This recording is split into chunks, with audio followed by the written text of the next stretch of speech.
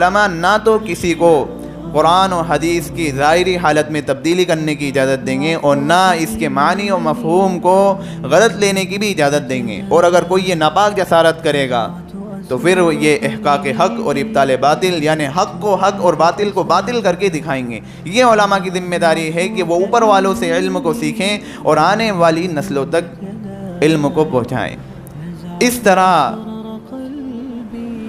یہ علمی تسلسل اس امت میں چلتا رہا، اور اس علمی تسلسل کا ایک بڑا پس منظر یہ مدارس اور مکاتب ہے۔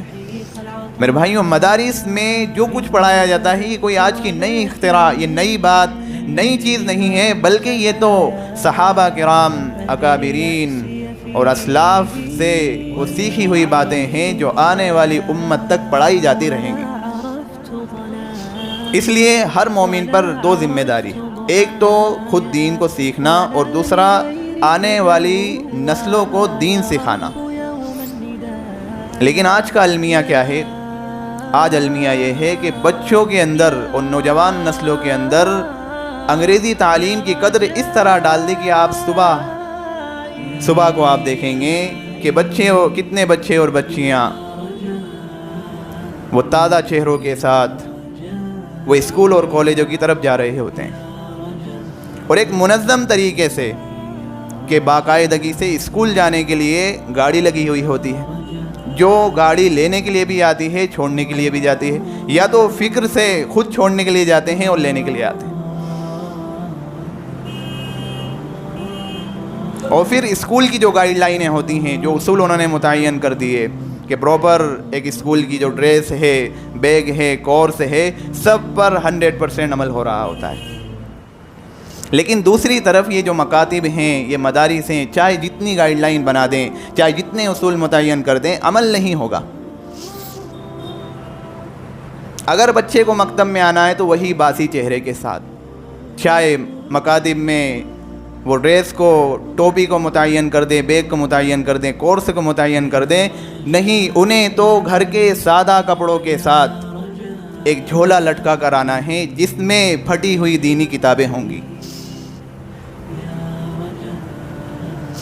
وہی بچہ اسکول میں کتنی فکر مند ہوتا ہے، میرے پاس ڈریس نہیں ہے،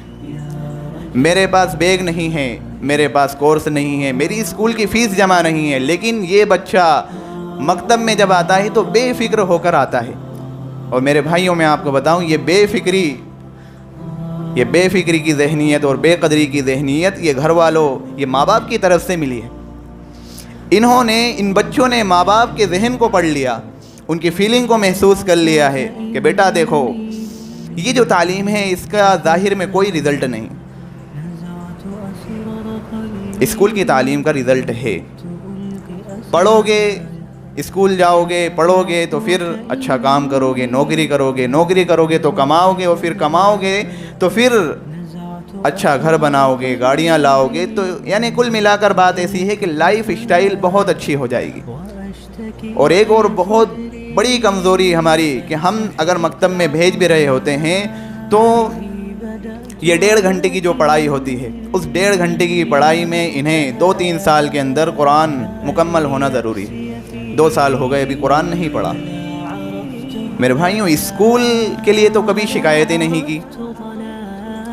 کہ اسکول میں یہ بچہ جو 9ویں 10ویں تک پہنچ جاتا ہے لیکن ہندی پڑھنا نہیں سیکھ پاتا، صحیح سے انگلش پڑھنا نہیں سیکھ پاتا، جو کہ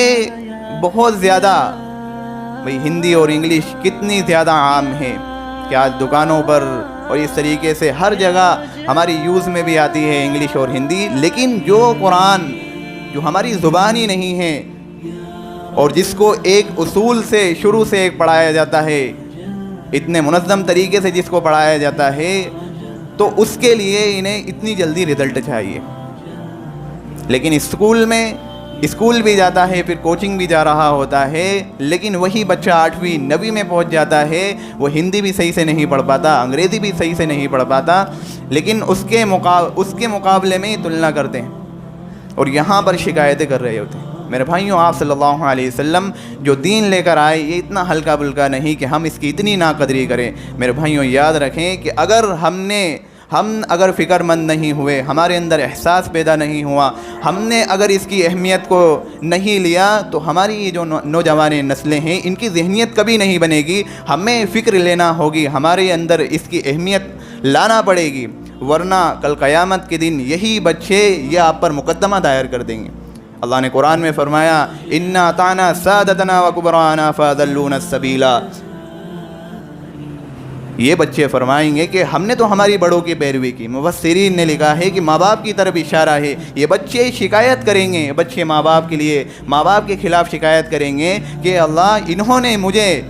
مجھے کہا کہ یہ کورس کر لے،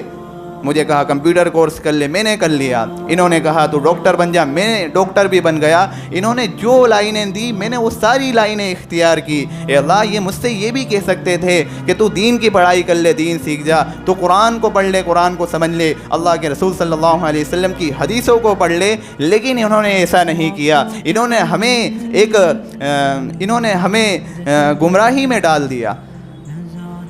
ربنا آتِهِمْ ضِعْفَيْنِ مِنَ الْعَذَابِ، اے اللہ انہیں 2 گنا عذاب دیجیے، وَلْعَنْهُمْ لَعْنًا كَبِيرًا، اور ان پر لعنت کی بارش فرما دیجیے، کیونکہ